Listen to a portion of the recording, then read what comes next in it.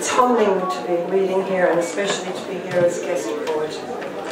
My first poem is from my father, who passed away about 1.5 years ago, and I think the death of a parent or the death of any family member really changes everything. So it's called Going Home. Going home is different now. Father's been gone almost a year. November last, when the earth was frozen 4 feet down. Grave digging in such conditions takes time and good whiskey, a man's work still. Taking the shortcut through Derrywood, a doe and her young appear in front of me. I wait for them to safely cross. The car radio crackles and slips to the local station in time for the Angelus at meeting. It was their last prayer. Mother farms alone these days. She says she knows everything now. The sheep are still in the paddock, watching silently, a season past their sell-by date. She's kept his cattle too, and the 4 Frisian cows.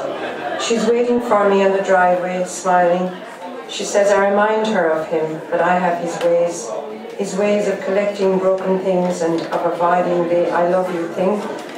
It's what I want to know most now, and as if she hears my unspoken question, she looks at me and says, yes, he knew he was loved, and I must believe her.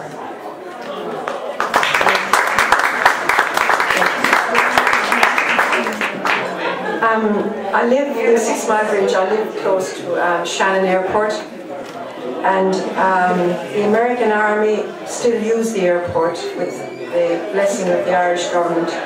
Every month or so there's a small protest group meet there, but once a year on International Women's Day, a women's peace camp is set up there, and this poem is for them. It's called International Women's Day. On a patch of ground near the high wire fence, the women make camp. On a patch of international ground, they pitch their tents, unfurl their worn banners, and wait for the usual crowd of well-wishers, coming off the late shift on the nearby industrial estate and the last round in the pub. This time their chant is, "Free the women of Afghanistan." In this, their 9th peace camp in the 9th year of war. The fire starts and they set out food for the night and the passerby, of which I am one. The women are veterans of the cold too. They have raised their flag of hope in hopeless places. After dark, the boy racers whiz by, tossing a beer can, and the men from the night shift tossing scorn. Whiskey softens the tea. It's International Women's Day, and in Afghanistan the women queue for food and water. In Gaza they search among the dead. At the airport peace camp, the women rake the embers of last night's fire.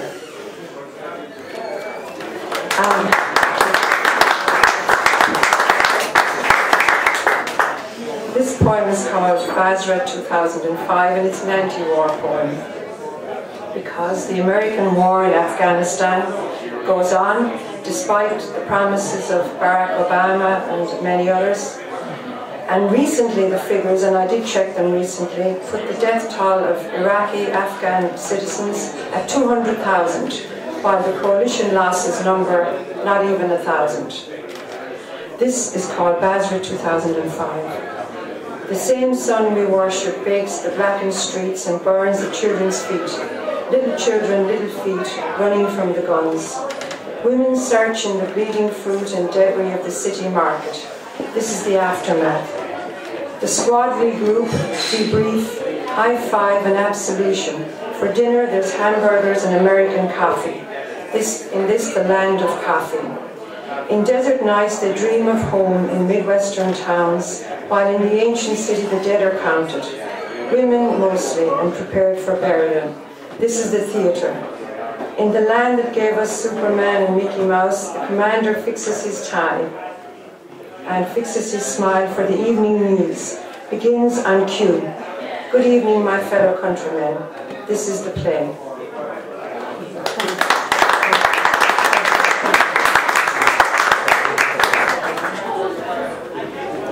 This poem is called Slave, and the international sex trade is the 3rd most lucrative illegal trade in the world after drugs and weapons. Recently, this year, there was an exhibition of photographs in Dublin at the National, what is the name of it? Anyway.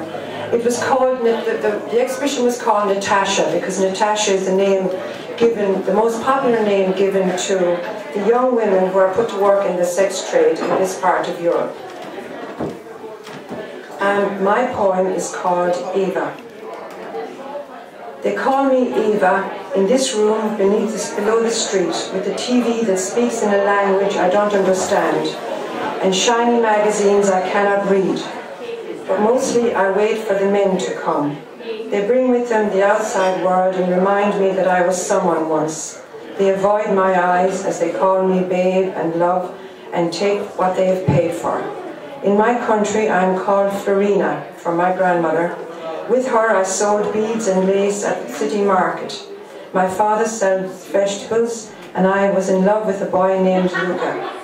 Here though I sell sex, day upon day, like indulgences, without name or form, invisible as God is.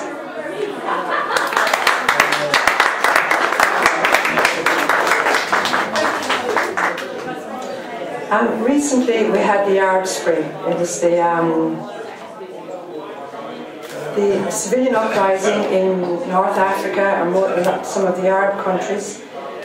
And towards the end of that movement, a headline appeared in the world media about a young student, a young girl, who was jailed for reading her poem at an anti-war rally in Bahrain.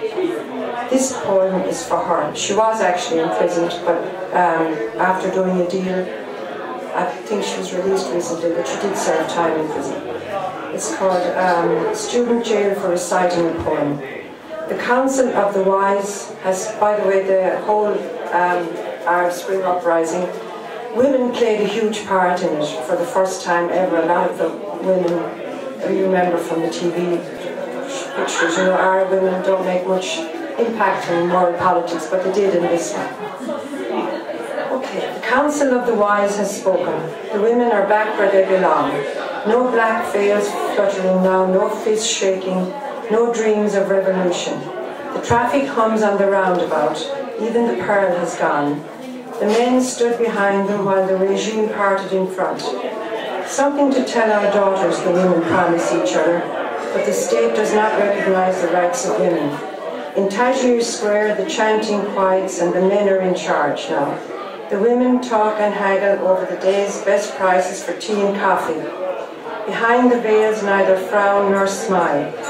This state does not recognize the rights of women. Starbucks and Mothercare throw open their gilded doors. The Crown Prince is in Downing Street, pleading to be understood. Jailed for a verse, a young poet rhymes her fate.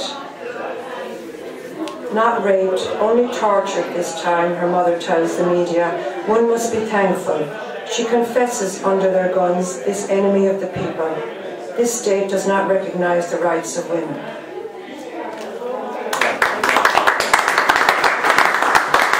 Thank you. Okay. This is my last poem, and it's a love poem. It's called Morning Flight. It's 5 a.m. and I know without checking. I take up last night's book, dropped at page 8. A grocery bill marks it. Rain dribbles up on the skylight window and birds assemble in the old pines. One each as clamorous as the other. I read the bill, sculpted into sharp creases. The girls next door come home, high heels tattooing the pavement. A door drums shut. The child in the next room stirs, mumbling through a dream. Folding the sides, I model a paper airplane, shape its beak, a whole hour is evaporated.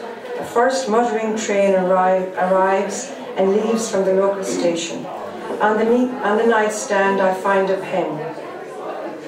Eyes closed, I direct my drone over a sleeping world, unassailable in its mission, to reach you with the words, "You are loved," loud on its shivering wings.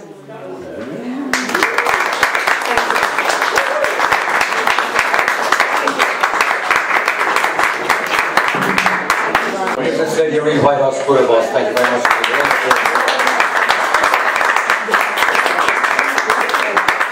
Kate Byrne would ask you, when did you first write your first poem, please? Oh gosh, I was very young, I'd say about... Into the microphone, please. I'd say... He just went too close up. Oh, I'm sure I was a teenager. I would take no notice of these surreptitious remarks. You're likely to get from that bitter, hungry, sexual audience. I was probably a teenager. Most people begin writing poetry, I think, in their teenage years. I can't remember. I think it was for a competition for the local newspaper. What was it? Oh, I can't remember. I'm sure it was a love poem. You know how... Darling, Robert, what I'd love for all of you to do during this conversation is, what inspired you to write poetry? I don't know, really. Poetry is a very, very individual sort of poem. I really don't know. I couldn't say. I don't know what inspires most people to write poetry. I suppose it's... I don't know. Honestly, something was inspired. Was it love? Was it foretelling? It was probably love. Yeah, it was probably love. Yeah. That comes in many forms, doesn't it? Yeah, it does. Sure. But tell me something. When did you start writing poetry recently then? More properly, 3 or 4, maybe 4 or 5 years ago, probably. Yeah. I had tried every other medium and failed, and I thought I'd go back to what I started. Super, no, that's a lovely idea. And tell me, who influences you in poetry in Ireland? In Ireland, I would be well, Terry Murray from Limerick, I think, is a fantastic poet, and I really like Terry.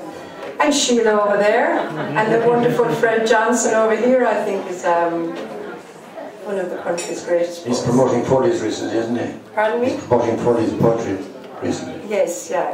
Tell him to stop it, will you? No. Especially using the White House, not a very good appropriate thing. Say good, Julie. Go on, back to yourself again, please. Back to me. When are you going to publish your book?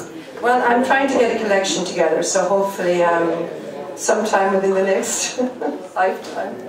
That's not a very efficient answer. I know, yeah, but it takes a while, you know, it takes a while. How many poems have you already escaped? Or will say that's into the secret. Come on. I just pick a figure out of the air, 20. Is that enough for a collection, do you think? I wouldn't have any knowledge of that, but I'm quite sure the Fred will help in that matter.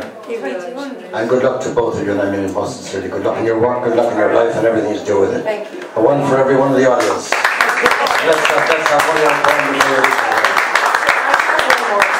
one more poem, please.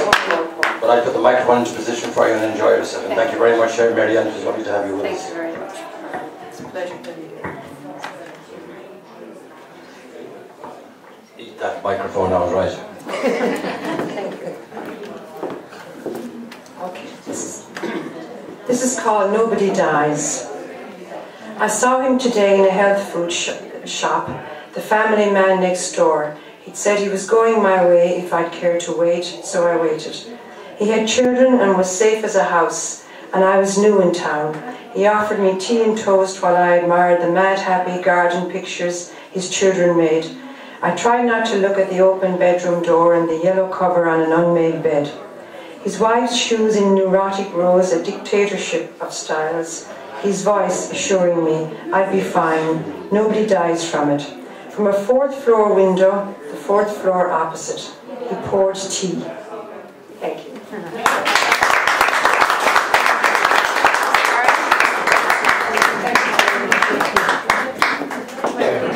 Thank you very much indeed, Mary Ellen. Thanks a million for a lovely, fine evening. And I'd like to thank all the open mic poets individually. Thank you everyone of you for your individual performances. Like this and like everything else, next week comes on next week. And next week, who we got next week, Sean, Ryan, please? Pauline Fean. Next week we've got Pauline Fean here, and I'll fill the White House, and I promise you that. There won't be room here of anyone, and we're going to start this at about 9 o'clock or 10 past 9 officially. That's quite impossible to run the evening with Pauline here. Ladies and gentlemen, thank you all very, very much indeed. Wonderful to have you. Thank you very much, Tom McCarthy. Thank you very much. Who else does thank? John Lachey, everybody else. I thank everybody.